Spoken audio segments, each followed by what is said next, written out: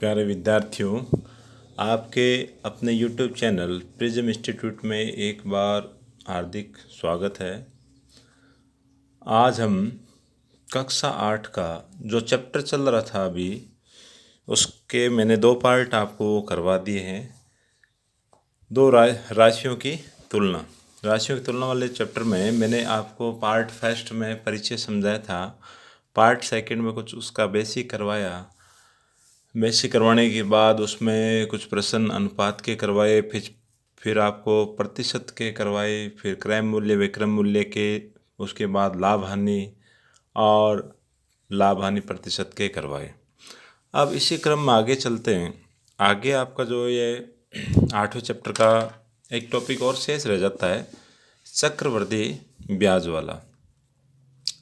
जैसा कि बेसिक परिचय मैंने आपको बताया था, चक्रवृद्धि ब्याज क्या है। चक्रवृद्धि ब्याज को समझने के लिए एक सिंपल सा तरीका यही है।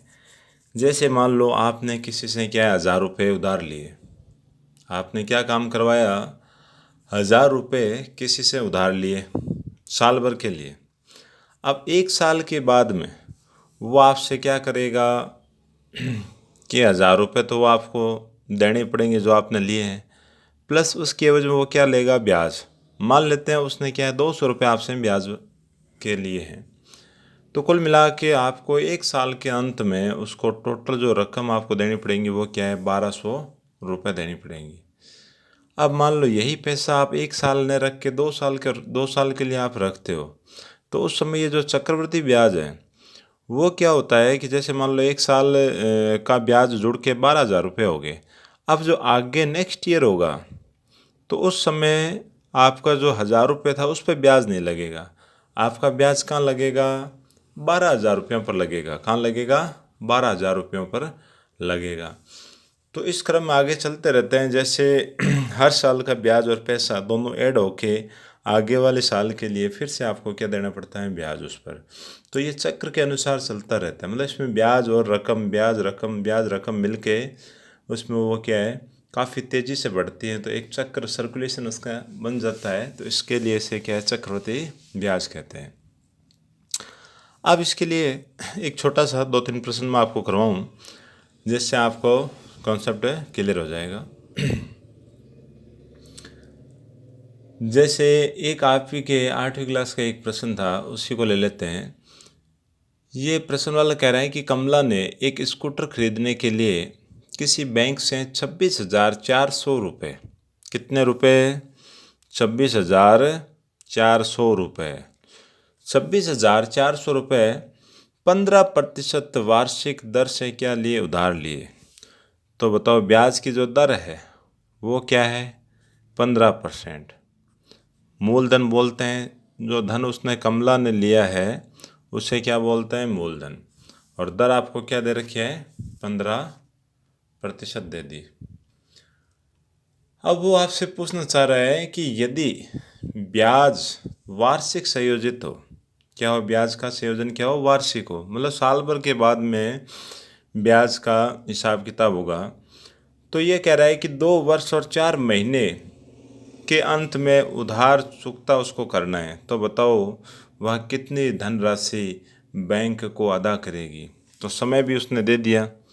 समय क्या दिया है, 2 वर्ष 4 माह। कितना दे दिया, 2 वर्ष 4 महीना।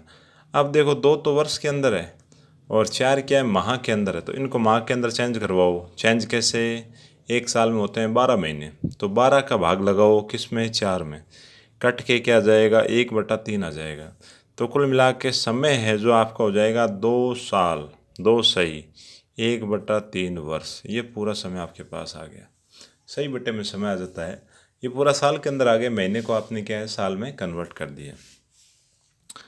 तो देखो समय को आप मालूम है एन के द्वारा लिखते हैं, दर होती है उसे क्या लिखते हैं, रेट, आर के द्वारा। मूलधन होता है पेमेंट, उसको पी के द्वारा लिखा जाता है। तो मैंने आपको फॉर्मूला बताया था मिश्र धन का। मिश्र धन ही होता है वो पूछ रहा ना कि इतने टाइम के बाद कुल कितने रुपए देने पड़ेंगे। तो मिश्र धन हो गया, मूलधन प्लस ब्याज दोनों उसको देने पड़ेंगे। तो ये होता है आपका क्या फॉर्मूला P1+R/100 इसकी घात हो गई n। अब देखो यही सूत्र लगाते हैं भाई। मूलधन तो हो गया 26,400 रुपये, 1 प्लस दर हो गई 15, बट्टे में क्या लगा दिया 100। अब दिक्कत आ गई एन में। एन में क्या समस्या आ गई कि 2 वर्ष है वो तो सीधे सीधे हैं, और 1/3 बट्टे वाली संख्या आ गई। तो जो 2 वर्ष है उसको तो क्या करो, घात में लगा दो, और जो 1/3 है ना उसके लिए आप अलग से एक ब्रैकेट फिर बनाओ, फिर वापस से वही लिखो 1 प्लस दर बटा 100, 15/100 लिख दिया ना।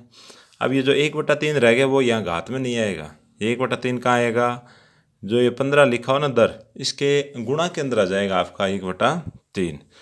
अब इसको हल करवा लेते हैं भाई। ये हो जाएगा 26,400, ब्रैकेट में लघुत्तम लोगे 100 आएगा, 100 की गुणा 1 से क्या आ जाएगा, 100 + 15 इसकी घात हो गई 4। और इसमें देखो ये कट रहा है, काट दो, 3 के पहाड़े से ये 5 बार आपका कट गया, लघुत्तम ले लिया 100, 100 की गुणा 1 से क्या है 100, प्लस में क्या रह गया 5, तो कुल मिला के आया 26,400। इनको आप जोड़ोगे क्या आएगा 115/100, इसकी घात 2, उनको जोड़ोगे तो क्या आएगा 105/100। तो कुल मिला के ये आ गया 26,400 गुणा 115/100। एक बार फिर खोल लो, 115/100 स्क्वायर को खोल लिया, गुणा में 105 बटा क्या आ रहा है 100 आ रहा है। अब इनको देखो काटा पिटी वगैरह करना, जैसे 2 जीरो आपके कट गए, फिर 5 के पहाड़े से आपस में ये काट लोगे, तो कुल मिला के आपके पास जो रकम है वो आ जाएगी 36,669.70 रुपये। इतने रुपए वो बैंक को वापस देगी। लिए कितने थे 26,400, और दे कितने रहे 36,669.70 रुपये। अब मान लो आपसे पूछ लें कि ब्याज बताओ, तो ब्याज कैसे बताओगे, मिश्र धन में से क्या घटा लो, मूलधन घटा लो। मतलब जो 36,669.70 है उसमें से क्या घटा लो, 26,400 रुपये घटा लोगे तो आपके पास क्या जाएगा, मिश्र वो ब्याज आ जाएगा आपके पास। तो ऐसा प्रश्न होता है जिसमें शर्त को आराम से देखना भाई, शर्त पे सारी कहानी डिपेंड है। शर्त आपको क्या दे रखी है, वार्षिक। शर्त क्या दे रखी है, ब्याज का जो संयोजन है कैसा है, वार्षिक है। और यही शर्त मान लो अर्धवार्षिक, या इसको बोलते हैं 6 माही, तो उस समय क्या होता है, जब आपके ब्याज की जो शर्त अर्धवार्षिक या 6 माही हो, उस समय को तो क्या करवाना होता है, दुगुना, और दर क्या हो जाती है, दर आधी हो जाएगी। मान लो यही प्रश्न हो आपका ना, वार्षिक की जगह अर्धवार्षिक आ जाए, तो समय जैसे 2 साल है, 2 साल का दुगुना करवाओ, कितना हो गया 4 साल, 4 माह का क्या हो गया 8 माह, तो कुल मिला के समय तो हो जाएगा 4 वर्ष 8 माह, और दर आधी हो जाएगी। आधी मतलब 15 की आधी क्या होगी 15/2। तो जहाँ आर काम में लेंगे वहाँ क्या लिखेंगे 15/2, और समय काम में लेंगे वहाँ लिखेंगे 4 वर्ष और 8 माह। इसी क्रम में आगे चलते हैं, एक प्रश्न और लेते हैं। आपके बुक का ही एक प्रश्न और है, बुक का ले लें आप, कोई सा भी ले लें, कोई दिक्कत नहीं है, संख्याएं चेंज होनी है, चीज़ें आपकी वही चलेगी। अब इसमें ये कह रहे हैं कि मारिया ने किसी व्यापार में 8,000 रुपये का निवेश किया। कितने रुपयों का, 8,000 का भी। तो 8,000 जो रुपये वो तो आपका पी हो गया, मतलब मूलधन हो गया। ये निवेश करने के बाद उसे 5% वार्षिक दर से चक्रवृद्धि ब्याज का भुगतान किया जाएगा। मतलब जो दर है, रेट ऑफ इंटरेस्ट है, वो क्या है 5% दे रखी है, आर का मान दे दिया 5%। फिर ये भी शर्त वही बता रहा है कि वार्षिक हो, ब्याज का संयोजन क्या हो, वार्षिक हो। तो पहला प्रश्न आपसे पूछा है कि 2 वर्ष के अंत में उसके नाम पर कितने रुपए जमा हो जाएंगे। मतलब समय आपको क्या दे दिया, एन का मान, एन मतलब क्या हो गया समय दे दिया 2 वर्ष, 2 वर्ष के पश्चात उसके कितने रुपए बन जाएंगे, मतलब मिश्र धन पूछ लिया। तो वही अभी वाला ही फॉर्मूला, मिश्र धन आपको निकालने हैं, तो क्या लिखना है, P 1+R/100 इसकी घात हो गई n। तो P पेमेंट क्या हो गया 8,000, 1 प्लस दर का मान क्या दे रखा है, दर दे रखी है आपको 5, बट्टे में क्या लगाया 100, इसकी घात क्या हो गई 2। अब आप इसको खोल लो, खोलने से पहले आप लघुत्तम लोगे, क्या आएगा 100, ऊपर 1 से गुणा करोगे 100 + 5 का स्क्वायर हो गया। तो कुल मिला के ये 8000, और 100 के अंदर 5 जोड़ोगे क्या आएगा, 105/100 का स्क्वायर। अब इसको आप खोल के गुणा करवा लो, 8000 गुणा 105/100 गुणा 105/100। अब इनकी जैसे आप गुणा करवाओगे, गुणा करवाने पर आपके पास आ जाएंगे 8,820 रुपये। कितना आ जाएंगे, 8,820 रुपये। तो पता चल गया कि जो मारिया है उसको 2 साल के बाद कितने रुपए मिलेंगे, 8,820 रुपये मिल जाएंगे। कितने रुपए, 8,820 रुपये। मतलब जैसे 2 वर्ष का टाइम पूरा हुआ उसके हाथ में सीधे के सीधे पैसे आएंगे 8,820 रुपये। इसी में एक छोटा सा प्रश्न और पूछा उसने, इसी के अंदर उसने क्या है, एक छोटा प्रश्न और पूछ लिया। वो प्रश्न इस प्रकार पूछा है, देखो इसका जो सेकंड पार्ट है उसमें वो ये चाहता है क्या कि तीसरे वर्ष के अंत में ब्याज क्या होगा। इसने सिर्फ पूछा है ब्याज।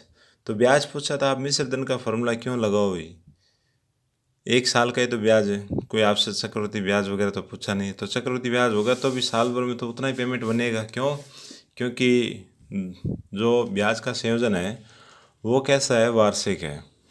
तो अब आप ये देखो कि तीसरे वर्ष का ब्याज क्या कह रहा है, तीसरे वर्ष का ब्याज। तीसरे वर्ष का ब्याज कैसे निकालेंगे, तीसरे वर्ष का मतलब हो गया कि उसके पास अब रुपए कितने हैं, 2 साल पूरे हो गए ना, 2 साल पूरे होते अब उसके हाथ में रुपए कितने, 8,820 रुपये है।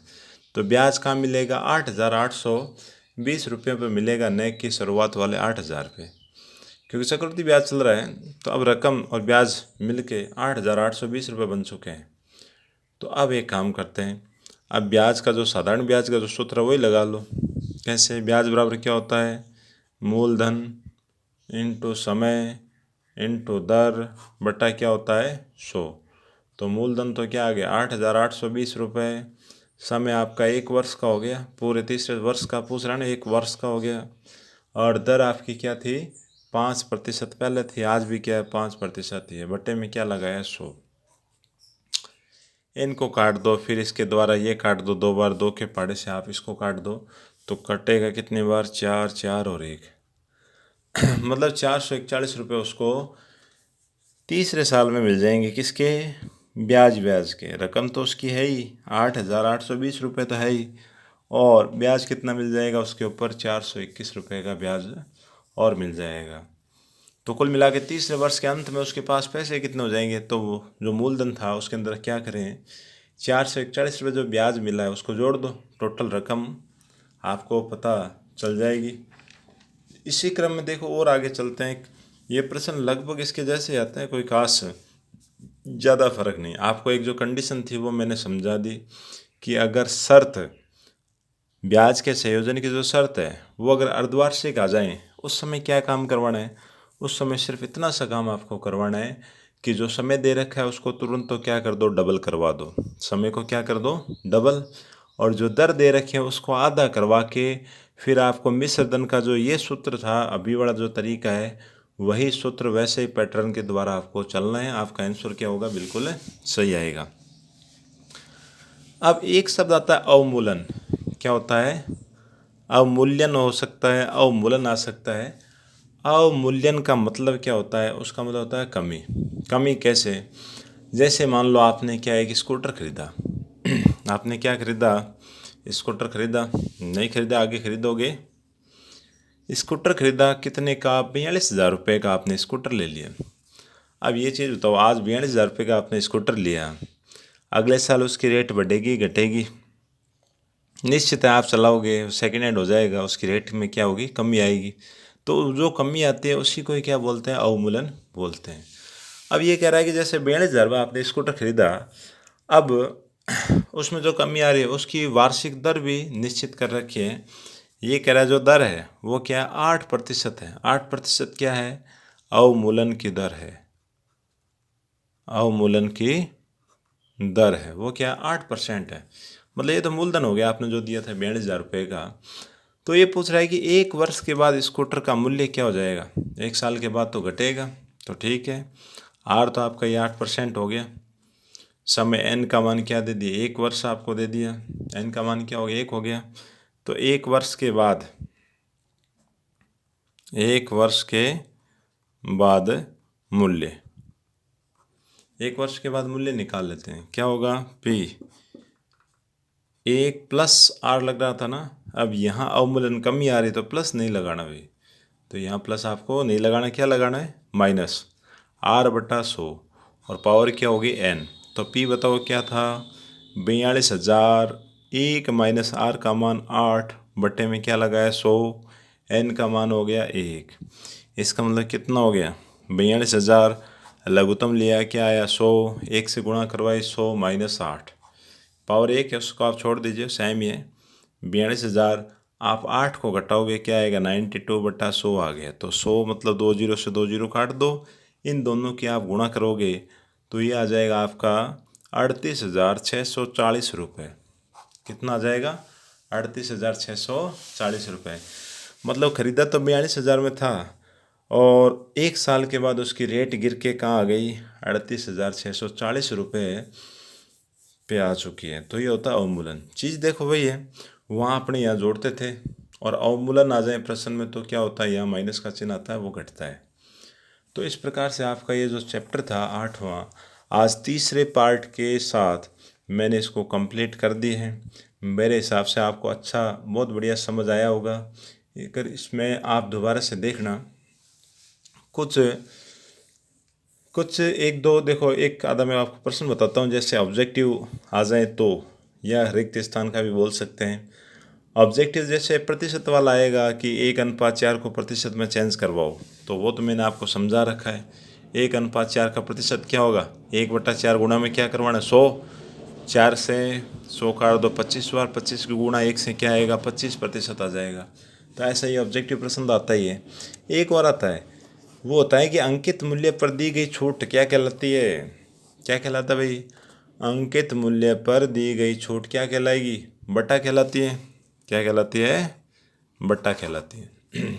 आपको बताया था कि वो एक उदाहरण बताया था ना, वो पैंट वाला जो भी है, कपड़े वाला, तो उसमें क्या है, अंकित मूल्य होता है, जो प्राइस लिख रखी होती है उस पर क्या देता है, दुकान वाला छूट देता है। तो उस छूट को क्या बोलते हैं, बट्टा। तो वो दे कहाँ रखी होती है, वो उस अंकित मूल्य पर दी जाती है। तो प्रश्न में आएगा कि अंकित मूल्य पर दी गई छूट क्या कहलाती है, या खाली जगह छोड़ देगा, कहलाती है, वो कहलाता है आपका बट्टा।